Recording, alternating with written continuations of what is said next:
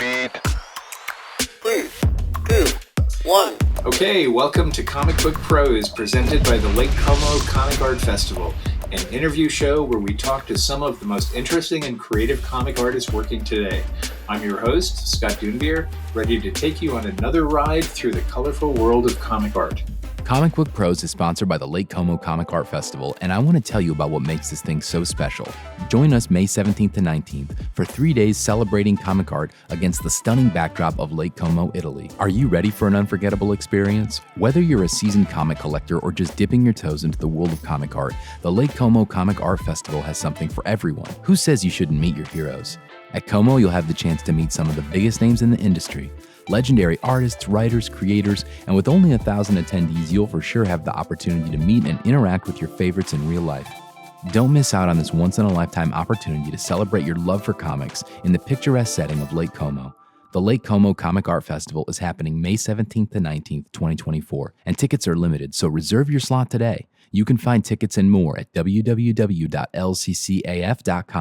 That's www.lccaf.com.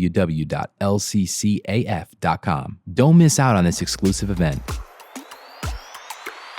Today, we have the honor of welcoming one of the most talented and influential artists in the comic industry working today, Sean Murphy. If you're not familiar with Sean's work, you've been missing out. As a fan of comics and comic art for most of my life, I can tell you with all sincerity, this guy is the real deal. His truly innovative work on titles like Batman White Knight, Hellblazer City of Demons, his original graphic novel Off-Road, Punk Rock Jesus, and his Eisner award-winning series, The Wake.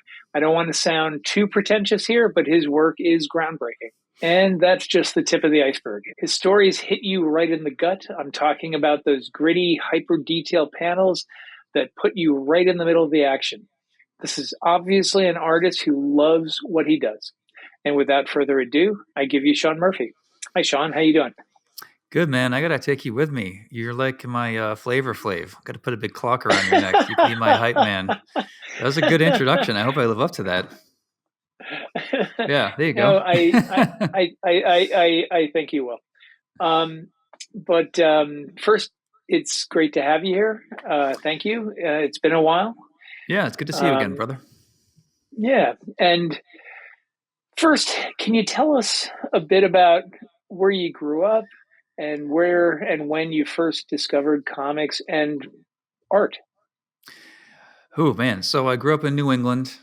There was never really a comic book scene around here. I remember when I talked to my friends like Dustin Wynn and Dan Panosian, they said, "Oh, yeah, I like to draw comics." And my dad took me down to Wildstorm. And I'm like, "Oh, isn't that nice to be in freaking California where you can just go down the street and meet Jim Lee?" Because in New Hampshire or Massachusetts just wasn't an option. Like, we're just so far away from the entertainment industry. Sure. Yeah, I think I got into comics in the early 90s. I was a big Web of Spider-Man fan, Spider-Man everything, I think. And I would mostly get books at yard sales because you didn't have a lot of comic book shops either. And just as I got into comics, I think that's when Image hit. And I remember my friend showing me Rob Liefeld art, and I was blown away by it. I mean, the coloring was amazing. The inking was amazing. The energy, say what you want about the 90s. The energy was there. And Sure. yeah, even when I look at that old stuff now, I know the storytelling, this isn't on Rob, it's on all those artists. The storytelling wasn't priority, but what a great time for inking and energy and explosive page layout and all that stuff, Yeah, you had so many great inkers. I mean, Scott Williams just, did such a Yeah. tremendous job on Jim Lee. I didn't know you were friends with Dustin. Dustin, he did his first work at Wildstorm on Jetman.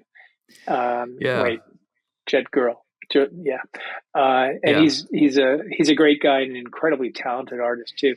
Yeah, he's one of my best friends in comics. Like, there's very Really? few people I would call a brother, but I'm actually going to see him this weekend.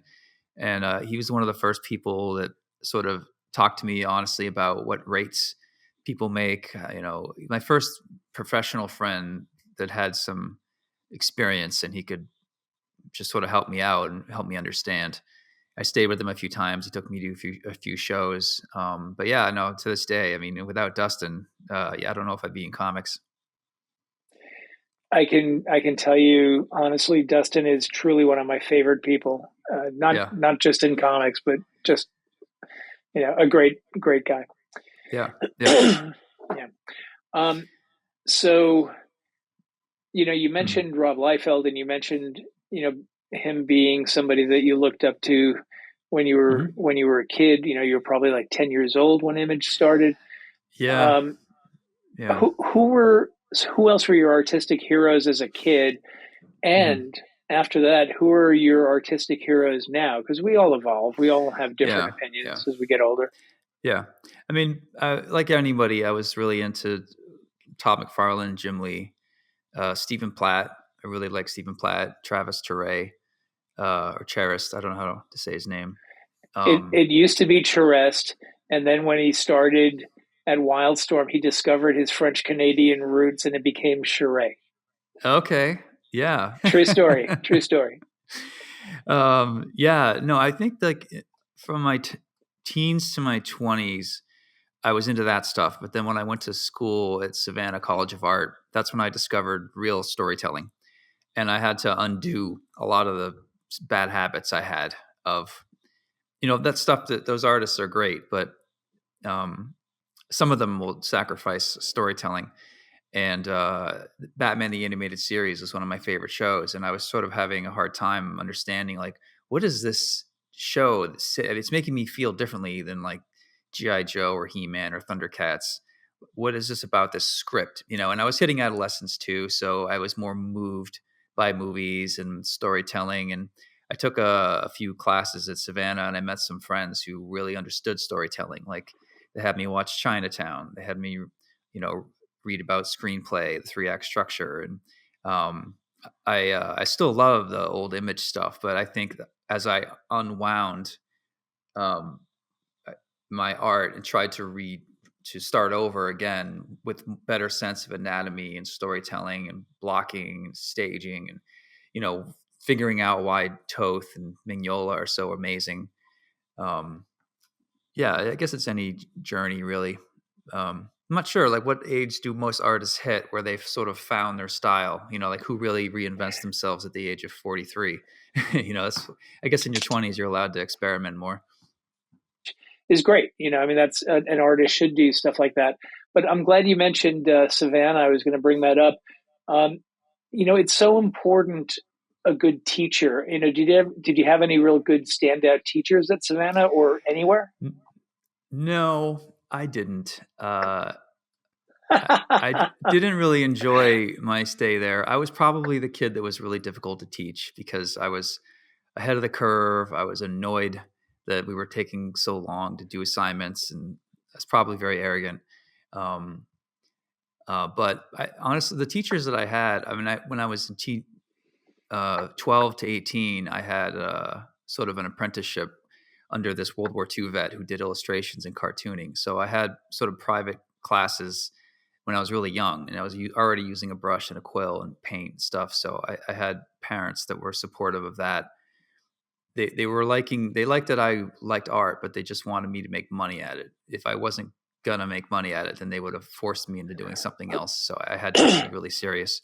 And yeah, I took that competitive edge to college, and it made me probably a pain in the ass to my professors. Um, but I've got a lot of friends who really enjoyed their experience at SCAD. Um, so I don't want to be too down on it. Yeah, yeah. How did you break into comics? What was your first professional job? So I was going to taking classes at SCAD, and I would finish my homework very quickly. And I was like, "Well, I'm paying all this money for school. What can I do with myself to gain an advantage?" And I went to a club, a comic book club that they were having, and a guy named Sean Crystal and Andrew Robinson and a few other people were students or grad students as well, and I met them. And I think that's why I ended up going into comics was because we all clicked right away. I was the youngest, and they said, "Oh, we should take you to a convention. There's one in Orlando." And I go, "What's a convention?" So they described to me what sounds to me like a giant comic book yard sale where editors will be. So I was like, okay. So we get in the car, we go, we share a hotel room and all that. And with my business background, I remember looking down from the second floor and seeing it, and I was like, oh, I get what this is. There's editors here, and there's probably like a social mixer after, and it's just a networking opportunity. And it just sort of felt very natural to me, but I had no idea that comic cons were even a thing. And I think that was the big piece that brought me closer to the industry. Going to SCAD was a mixed bag, but it put me in the hands of people that wanted what I wanted. And the next thing I knew, I was in MegaCon, and I was at a party, and I was talking to Chris Warner at Dark Horse, who liked my portfolio and gave me his card, and I just followed up with him. And I did a few other assignments for Dark Horse while I was still in school. I had like a Star Wars Tales short story and a few tiny things like that. But when I graduated from college, they had started this imprint at Dark Horse called Rocket Comics, and they gave me one of the 4 or 5 books that they were doing. So I moved out to LA because I didn't know how long my comic career would last. I just know I had a gig, and I had at least 4 or 5 months of work. So when I moved to Hollywood, I thought, okay, well, I'll try to do comics, and when that bottoms out, I'll try to be a freelance or a storyboard artist or concept artist or something.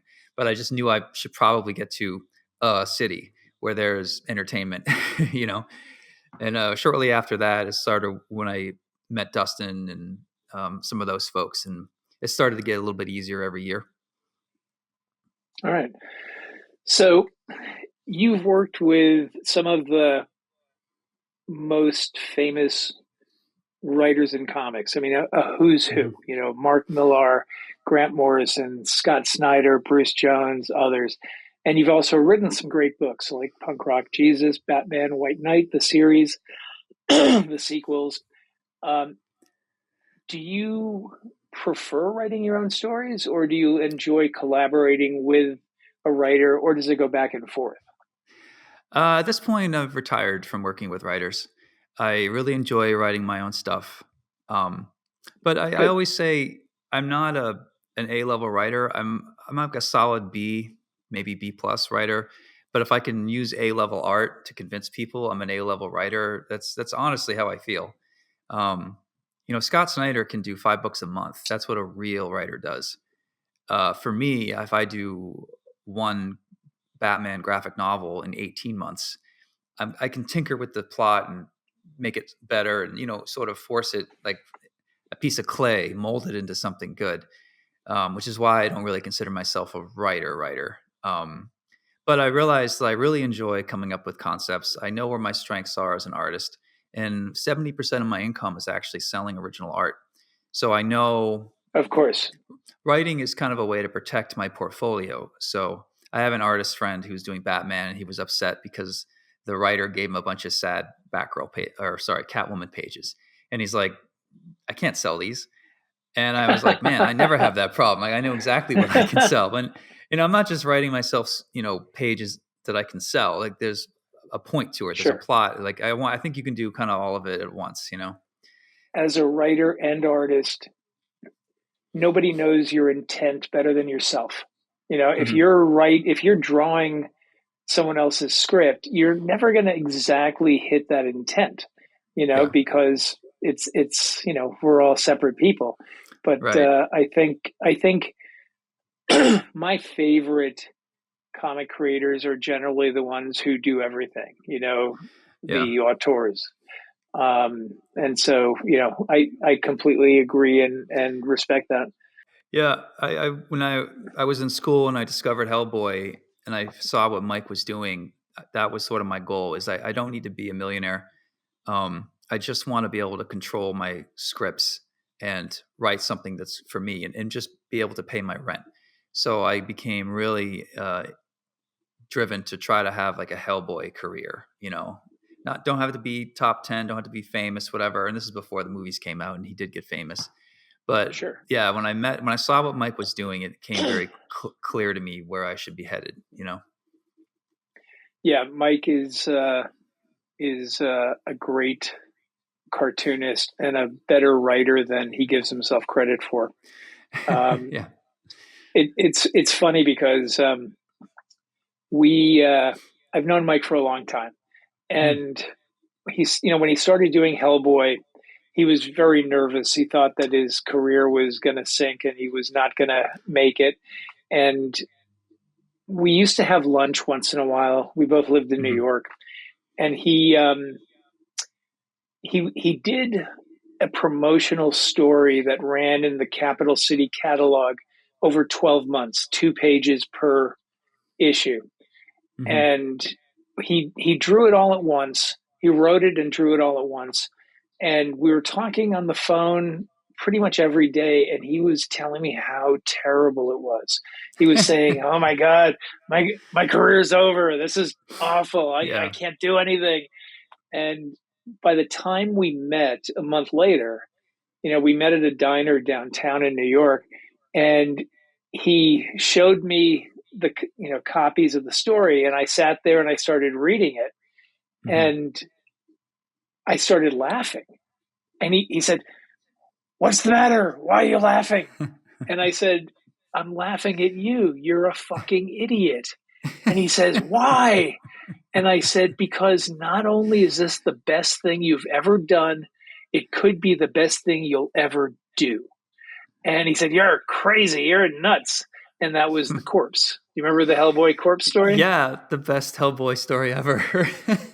Yeah, which I have 2 pages hanging up in my living room downstairs Oh that Mike wow, gave me. yeah, Yeah, yeah, yeah. yeah, The that's Jenny great. the Jenny Greenteeth pages. Yeah, But yeah, I mean, Mike is a brilliant cartoonist, and if you can follow his path and do as good as him, then you're yeah, definitely doing it right. And I think you are on that track. But anyway, um, yeah. It's funny because I imagine Mike's his career. I mean, him trying to like a square peg in a round hole for a long time.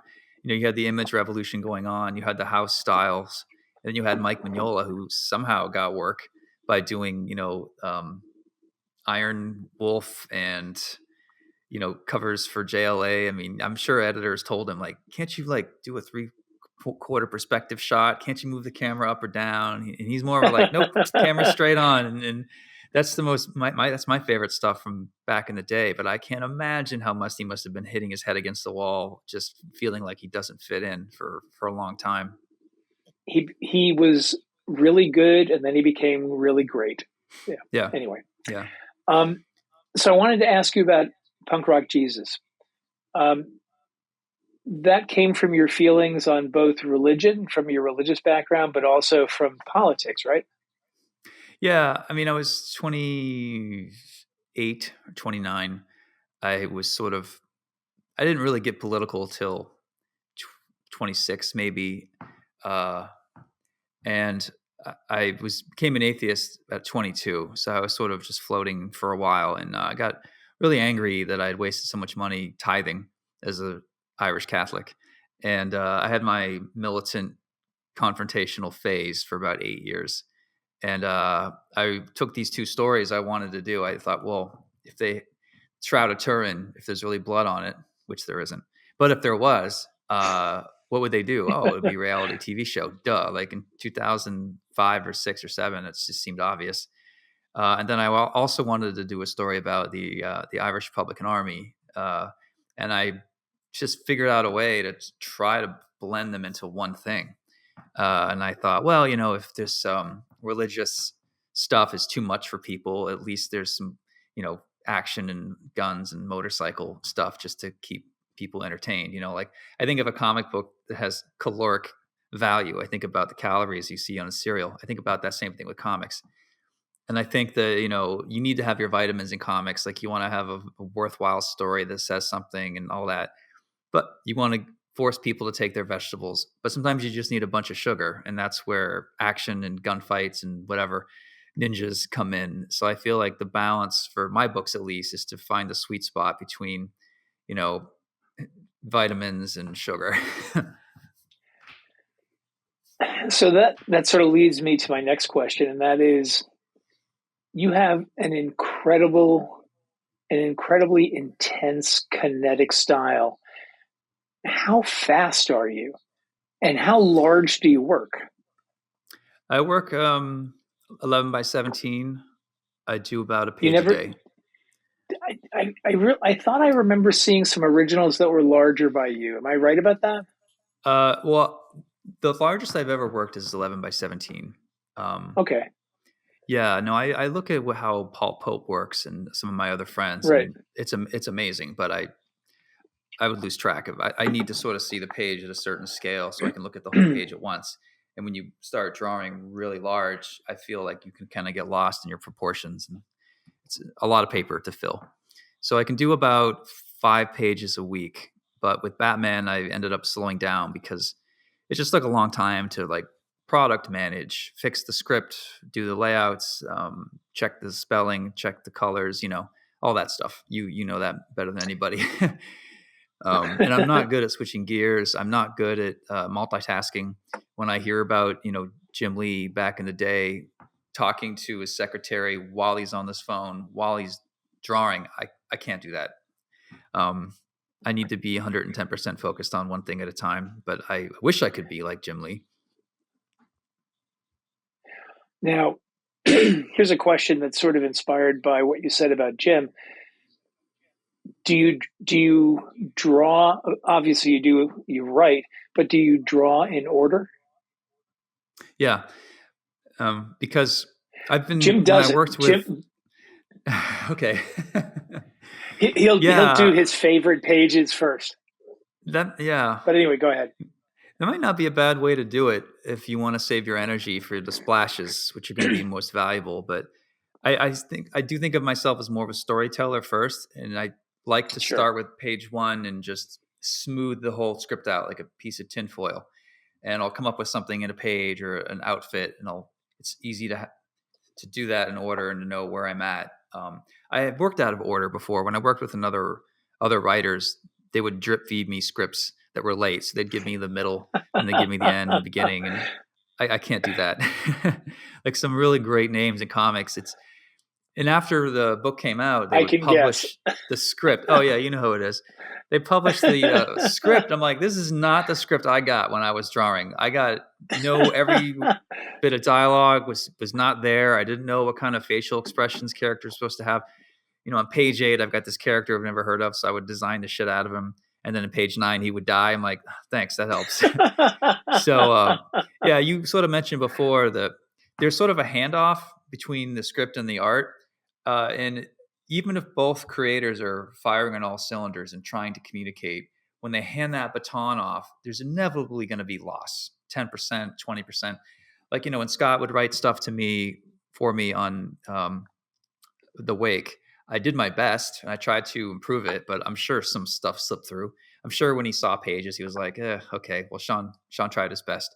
I mean, even when I write for artists now, Matteo Scalera is so talented.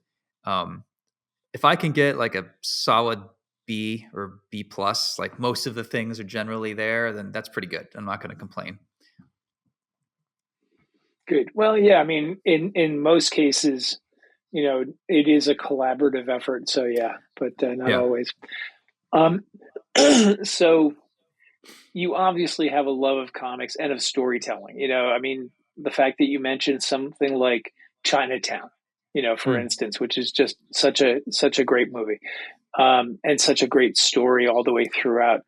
Do you see yourself continuing to do primarily core superheroes, or do you want to do more indie stuff, or a combination? Each project, does it just you feel a passion for each? I do both. The whole one for them, one for me. I didn't plan to have my own Batman universe. As far as I know, no one's really gotten one like this. It's sort of an accident. It's pretty cool. Yeah. I mean, there's people that are pitching DC their own universes, and they're like, well, we already have Sean, so we need someone to focus on the main line here. So I'm really glad I have that in my back pocket. I can always do another volume of Batman, create some more art for myself to sell, new ideas. I can kill off characters without checking with anybody. it's criminal what I'm allowed to get away with. Yeah, I'm not. I think I come into comics as sort of the frustrated filmmaker more than I was. I was a fan of comics, but I wasn't seeped into the deep lore of the Fantastic Four. I haven't read a lot of Kirby. The list of things that I haven't read, I won't tell you because it is criminal. Um, but I love storytelling and I love drawing and I love a challenge, and comics kind of sort of checks those boxes for me. Um, yeah, so I'd like to do my own stuff every now and then come back to do mainline stuff like Batman, and always sort of just balance back and forth. Cool.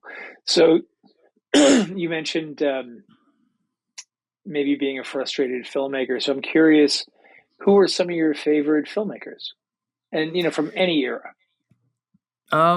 Yeah, I love the noir, the linear storytelling. Kurosawa is a good example, of course. What are your favorite Kurosawa movies? Zoro is up there. I know that's not everyone's favorite, but I love Zoro. Seven Samurai, of course. But I actually discovered him late. I was more of a fan of the people that were basing their stuff off of him. It's like you discover anything, you tend to go backwards in time to see where the Sure. seed was really planted. My favorite movie is Shawshank Redemption, but I love, Tarantino, and I'm generally more into grounded scripts where there's a definitive ending. I don't like the finale of Sopranos drove me crazy. I don't like it when you don't know where a script is headed. And one of the reasons I started writing for myself was because it became clear to me that a lot of writers didn't know their ending. And I thought that was kind of a criminal, because my mind is sort of aiming towards the screenplay. And you don't start your first act unless you know where your script is going. But my way isn't for everybody. And a lot of writers love to sort of meander and get to where they're going naturally. And it works well for them. But I'm sort of too rigid for that. All right, cool. I think my favorite Kurosawa movie is probably Ran. Oh yeah, one of those later ones, right? Yeah, it's just so profoundly sad and beautiful. Yeah, and that had one of the first shots ever of horses coming over a horizon. Is that correct? I'm not sure. I think the first wide shot of a bunch of soldiers on horses coming over a horizon, I believe Ran was the first one that ever really did it that way. Oh wow! But really, that late? I mean, that's like mid '80s, huh? I know. Could be. Yeah. Maybe I'm wrong. Someone's losing their mind right now listening to this. Who knows it better than we do? Actually, they're losing their mind, saying, "Why aren't you talking about comics?" Yeah, sorry. No. I'm the one who started it. So, but what are you currently working on? So I've got the license to Zoro. So I did a Zoro Kickstarter last year, and 4 issues. You have the license. You have the license to Zoro yourself. Yeah, that's awesome. That is awesome. I'm sorry. I should know that. I didn't know that. No, that's okay. So Dynamite asked me a few years ago if I would ever, because they know I love Zoro. Would you ever do Dynamite story with Zoro? And what if Frank Miller drew it? And I said, that's the one guy I would come out of retirement for to work with a writer. And as I started thinking about it, I'm like, Zoro's got to be 100 years old. Isn't it public domain yet? Like, do I need Frank Miller? Do I need Dynamite? Just my business training kicked in. Yeah. So I started looking. I looked into it, and yes, you do need the license. There is a litigious company that owns it. I am working with them. They are fantastic, honestly. I really like ZPI is what they're called. They're based out of LA. They've been excellent partners this whole time. But yeah, they granted me the license. It's not exclusive, but right. Yeah, I've never done licensing before. I'm not really a traditional publisher, so giving it to one guy was kind of a Hail Mary, but they went for it. And my thing to them was like, listen, I can imagine what you're probably making with Zoro through Dynamite or American Mythology. It can't be more than $5,000 a year with royalties, because I know what those books sell. I said, if you just give it to me with this Kickstarter, like I can project that we're going to make about 300, which is what we did. And, if you cut pie this many ways, and then I sell it directly to Europe, and then I can sell it or publish to Image at the end. So sort of doing all these different ways of making money with Zoro, I told them, I think I can get you 40 for less than a year's worth of work. And I'm not even asking for exclusive. And yeah, they were okay with that. That is such a cool story. I really like that.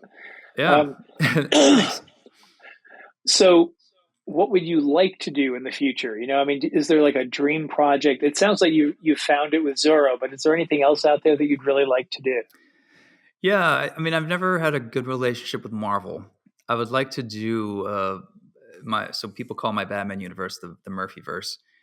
I would love to have a Murphyverse with some Marvel characters. Um, but from what I understand, the company isn't really designed that way, and I don't think they really want someone like me coming in and doing that because they still have echoes of what Todd McFarlane did to them back in the '90s. Um, so I've never really gotten close to that. But yeah, if you gave me $1 million and a powerful team of lawyers and asked me to give them a directive, I'd be like, go talk to Marvel and see what we can do together. When at Lake Como, maybe we can talk about that. I have some friends at Marvel who are, pretty Let's do it. smart and good guys. Yeah, absolutely. Let's go get Yeah, some of that yeah. nice Italian coffee. Yeah, that's absolutely. I talked to Casada a little bit and a few friends in France who are third-party licensors of Marvel. So I know that Fantastic Four book came out a few years ago that Alex Ross did, which I was really Yeah. interested in that Abrams deal. Charlie So, yeah. Kochman is, just the best, so Yeah. he would, I mean, there might be something at Abrams for you to do with that. I mean, that might really be something cool. Yeah. I talked to Rodolfo about it, and it seemed like Marvel sort of didn't really want that deal in the first place, but it happened, but it was just for Alex. I don't know why he didn't want to do Fantastic Four through Marvel, but that's what they decided. And I think now they're scheduled to release that book from Marvel proper, but I could be Right. wrong. So it'll be interesting to see if that opens the doors at all. They are definitely doing more with Abrams, more Marvel material Good. going Good. down. Yeah. But anyway,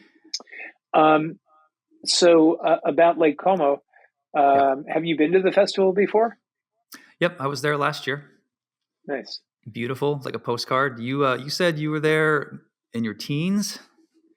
When I was 18, I Yeah. URL'd around for 3 months, and I wound up 2 days before I came back to America.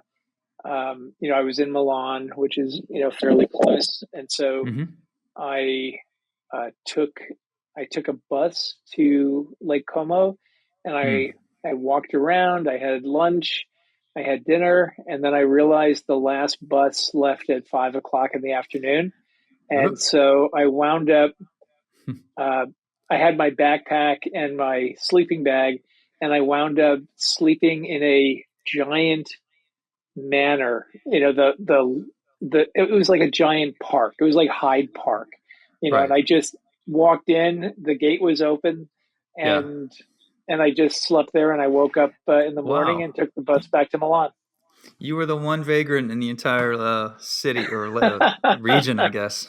I didn't see any homeless people there. Yeah, it was stunningly beautiful, and Yeah. I'm looking forward to going. And my wife has never been to Italy before, so she's really looking forward to it as well. Yeah. And, It's good, man. I mean, yeah, gnocchi was created there, yeah. as you probably heard. And, Arno and Steve take good care of everybody. So I think you'll have a good time. I only met Arno for the first time maybe a year and a half ago. I've known Steve for about 35 years. Great guy. Used to run Big Wow. And, Yeah. I can't wait to see this. I mean, I've never heard anything but a rave review of Yeah. the show and the way they take care of people. It's better than what we deserve. And I say that out of all love for comics, but we tend to be kind of a low rent industry of a bunch of people with, Peter Pan syndrome. So to be in a chateau by a lake in this James Bond style party with hors d'oeuvres, it just feels like we shouldn't be here. This isn't right. We're like a flea market crowd, right? We like beer. As people who love comic art, what I really am looking forward to is meeting, first, seeing some of my, European heroes, people that Mm. I have never met before, but also discovering artists whose work I've never seen before. I'm Mm. looking Yeah. forward to seeing people who are are great artists, great storytellers, and Yeah. discovering new stuff. It's But intimidating. And as you know, the quality of art out there is ungodly. I mean, the difference is in America, we have to crank out 10 issues, 11 issues a year. But French artists, for example, 44 pages a year, a page a week. The culture is just different. So they can take the time and really make something really beautiful. They're not under deadlines quite the same way we are. But yeah, some of the art. The first time I walked around Angoulême, I was intimidated. I was like, fuck, these artists are going to come over to Image and no one's going to want to publish me anymore because look how good they are. And then I realized, oh, wait, they only do 44 pages a year. Okay, well, I feel better. Actually, we're going to wrap up in a minute, but I'll tell you a funny story. So one of the things I used to do when I was at Wildstorm, just crazy. I used to arrange European tours. That was something that, I told Jim Lee, we should go to Europe. And since I was arranging it, I went along as well. Might as well. But we went to Lucca, and we went to the award ceremony. And one thing that I really enjoyed doing, but I showed a lot of the artists, different European artists. And one of the guys that I showed was, Sergio Topi. And yeah. And the guys loved him. They loved his work. And it turns out Topi was in the row in front of us during the Yellow Kid ceremony. And somebody introduced Topi to us. And you should have seen Jim, Travis, Jeff Campbell, all fawning over Topi. I think he was very confused by it, but it was nice to see. Yeah, my top three two are Topi and Jorge Zafino. I love the 7 block stuff the most. It's that sweet spot where it's just a little bit dirty, but a little bit clean. His journey to try to break down art into messier and messier, and like how messy could it make it? He lost sleep over that shit. Yeah. And Topi, I discovered him sort of later on. And when I saw Topi, I was like, oh, Dennis Cowan, Sienkiewicz. Like you start to see a big branch of the tree just fell in your lap, Sure. Anyway, before we wrap up, is there anything you'd like to end with? Anything you'd like to say? People can pick up Zoro now. It's out in stores. Issue 2 just hit. I'll be doing my next graphic novel later on in the summer through Kickstarter. After that, I might do some more Batman. I think it'll be volume 4. It'll be World's Finest White Knight. That's great. So that's my plan for 2024. Yeah, thank you. Okay. Well, Sean, thank you so much for joining us, and I look forward to seeing you in a few months in Italy. Scott, I'm dying to hear more of your stories. I just need to hear all the gossip of everything that went on back in the day. Just ask. I'll be happy to. You got it, brother. All right. Well, thanks again. Thank you. And that's a wrap for another episode of Comic Book Pros. A huge thank you to Sean Murphy for joining us today and sharing his insights and stories. You can find more of Sean's work by following him on social media at Sean Gordon Murphy. I'm Scott Dunbier, and as always, it's been an absolute pleasure guiding you through the colorful world of comic art. Comic Book Pros is produced by Rami and Remzi Atasi. The show is edited and mixed by Mason Vendetti. And don't forget to subscribe and watch every interview on YouTube at Comic Book Pros, or listen to the podcast on your favorite platform. Follow us on Instagram and X at Comic Book Pros for updates on future episodes. Until next time, keep dreaming, creating, and exploring the fascinating world of comic art. Goodbye for now.